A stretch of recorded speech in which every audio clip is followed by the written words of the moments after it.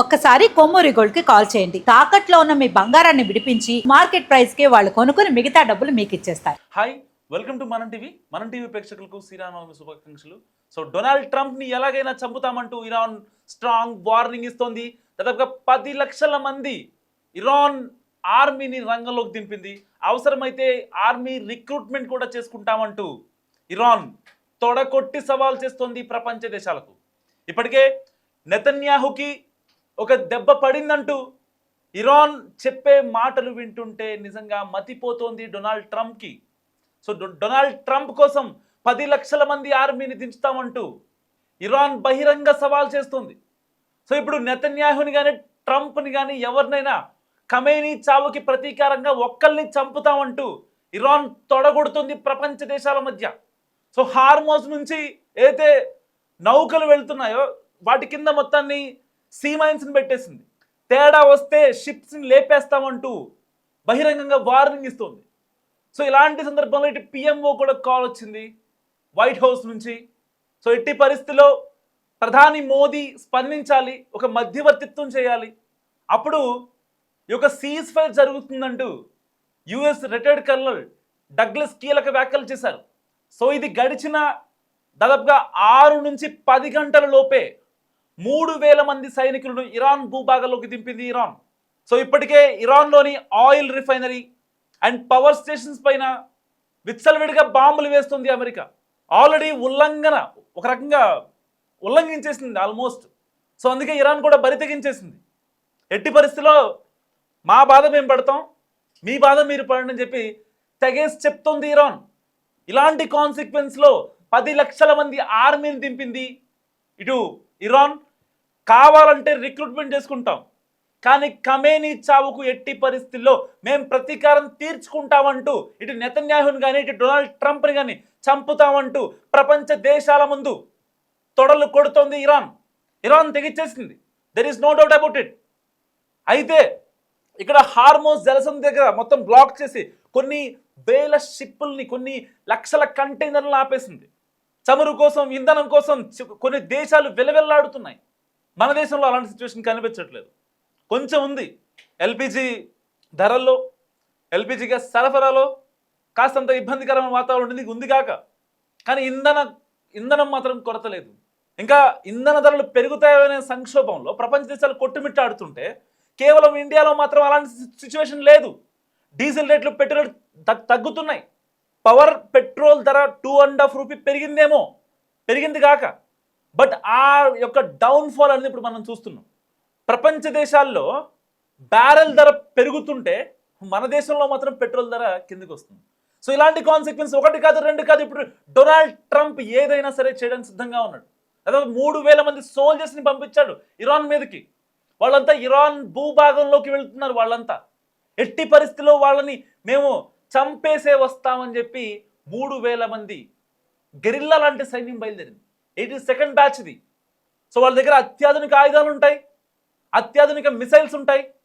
ఎవరు ఏం చేస్తారో తెలియదు. ఆ 3000 మంది అమెరికా నుంచి వచ్చిన వాళ్ళకి ఇది ఒక మైండ్ గేమ్ అనుకోవచ్చు ఒక రకంగా.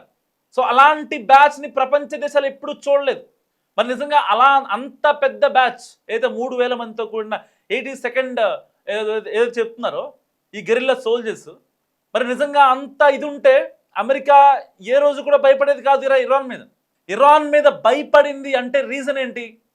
వాళ్ళ దగ్గర సైనిక శక్తి తక్కువగా ఉంది, వాళ్ళ దగ్గర కొన్ని మిసైల్స్ లేవు, రాడార్ కమ్యూనిటీ కంప్లీట్గా దొబ్బింది. అండ్ నార్త్ కొరియా దగ్గర ఏదైతే ఈ శాటిలైట్ రాడార్స్ని అండ్ ఓషియన్లో ఏదైతే పడవల్ని, వాటి లొకేషన్స్ని అథెంటిక్గా చెప్పగలిగే రాడార్ ఉంటుందో వాటిని కూడా మొత్తం పేల్చేసింది ఇరాన్. మరి ఇలాంటి నేపథ్యంలో సీజ్ ఫైర్ ఒప్పందానికి, యుద్ధంలోకి భారత్ వెళ్ళడం అవసరమా? ఒక కాన్సిక్వెన్స్ జరుగుతుంది. ఒకవేళ ఇరాన్ కనుక 10 లక్షల మంది ఆర్మీని రంగంలోకి దింపి రండి చూసుకుందామంటే ట్రంప్ డైరెక్ట్గా యుద్ధానికి వెళ్ళగలడా?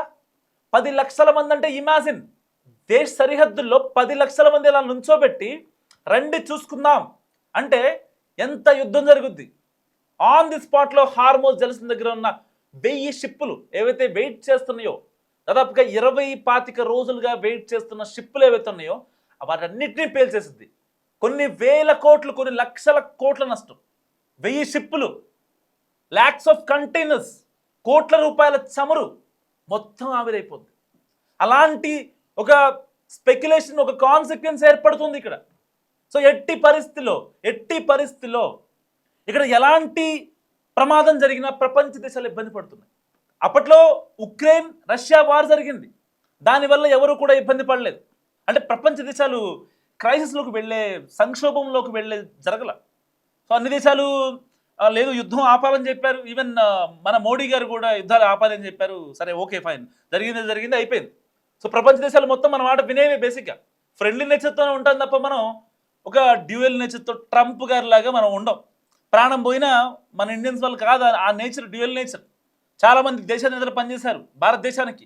ఏ ఒక్క భారతదేశానికి పనిచేసిన అధిపతి కూడా, అధినేత కూడా ఎప్పుడు అలాంటి డ్యూయల్ నేచర్తో ఉండలేదు. మేబీ అందుకే మనం ఇంత హైట్లో ఉన్నాం ఇవాళ. డైరెక్ట్గా యుఎస్కి రిటైర్డ్ కల్నల్గా పనిచేసినటువంటి డగ్లస్ అనే వ్యక్తి డైరెక్ట్గా మన దేశాన్ని ప్రపంచ స్థాయిలో కూర్చోబెట్టాడు. భారతదేశం ఎంటర్ అయితే నెక్స్ట్ లెవెల్లో ఉంటుంది. సో యుద్ధాన్ని ఆపాలంటే మోడీ గారే, దెర్ ఈజ్ నో పర్సన్ అని చెప్పి ఆయన కరాఖండిగా చెప్పారు. ఒకవేళ పాకిస్తాన్ వచ్చినా సరే దాని బొందనడు మాట్లాడారు. పాకిస్తాన్ వస్తానంటే అదొక పాకి కంట్రీ, అలాంటి కంట్రీతో మనకెందుకని చెప్పారు. మరి ఇలాంటి కాన్సిక్వెన్స్లో ఇరాన్ డొనాల్డ్ ట్రంప్ని చంపగలదా, లేదా నెతన్యాహుని చంపగలదా? ఎవరిని చంపగలదు? ఏమనుకుంటున్నారు మీరు? మస్ట్ కామెంట్ చేసే ప్రయత్నం చేయండి. 10 లక్షల మంది ఆర్మీ, యుఎస్ నుంచి 3,000 మంది వచ్చారు. ఆ 3,000 మంది, ఇటు 10 లక్షల మంది సాధ్యాసాధ్యాలపై అసలు అమెరికా దగ్గర ఎలాంటి మైండ్ గేమ్ ఉంది, ఎలాంటి స్ట్రాటజీ ఉంది? ఎందుకంటే ఆల్మోస్ట్ చర్చలు జరుగుతున్నాయి, ఇంకా జరుగుతున్నాయి. ఇప్పటికీ they are accepting some letters, they are accepting some mails from Iran. White House still accepting. White House wants to stop the war. That's the reason Douglas told that we need Modi help. So ఎట్టి పరిస్థితుల్లో white house నుంచి చెప్పుతున్నదే, మాకెట్టి పరిస్థితిలో కావాలి, మాకు cease fire కావాలి. Trump కూడా మోడీ మాట వినడానికి సిద్ధంగా ఉన్నాడంటూ వాళ్ళు చెప్తున్నారు. ఒక పక్కేమో ట్రంప్ని మాట్లాడదామంటే ఇప్పుడు వరకు బాగానే ఉంటాడు, మళ్ళీ తర్వాత కాసేపు అయిన తర్వాత మళ్ళీ ఏదేదో మాట్లాడతాడు. సో ట్రంప్ని నమ్మే పరిస్థితి లేదు ఇక్కడ. మరి ఇలాంటి కాన్సిక్వెన్సెస్లో ట్రంప్ని లేపేయడం ఇరాన్ సాధ్యమేనా? నెతన్యాహుకు ఆల్రెడీ ఒక దెబ్బ ఇచ్చామని చెప్తున్న ఇరాన్ మరి సెకండ్ దెబ్బ ఎలా కొట్టబోతుంది? డొనాల్డ్ ట్రంప్ చేస్తున్న స్ట్రాటజీ ఏంటి ప్రపంచ దేశాలపై? మసే కామెంట్ చేసే ప్రయత్నం చేయండి. 10 లక్షల మంది ఆర్మీని దింపింది ఇరాన్. సో మరి ఇంకా రిక్రూట్మెంట్ జరుగుతుంది. ఎలాగైనా సరే మేము తెగించాం, ఖమేనీ చావుకి ప్రతీకారం తీర్చుకుంటామంటూ ఇరాన్ కరాఖండిగా చెప్తుంది. మీరేమనుకుంటున్నారో మసే కామెంట్ చేసే ప్రయత్నం చేయండి.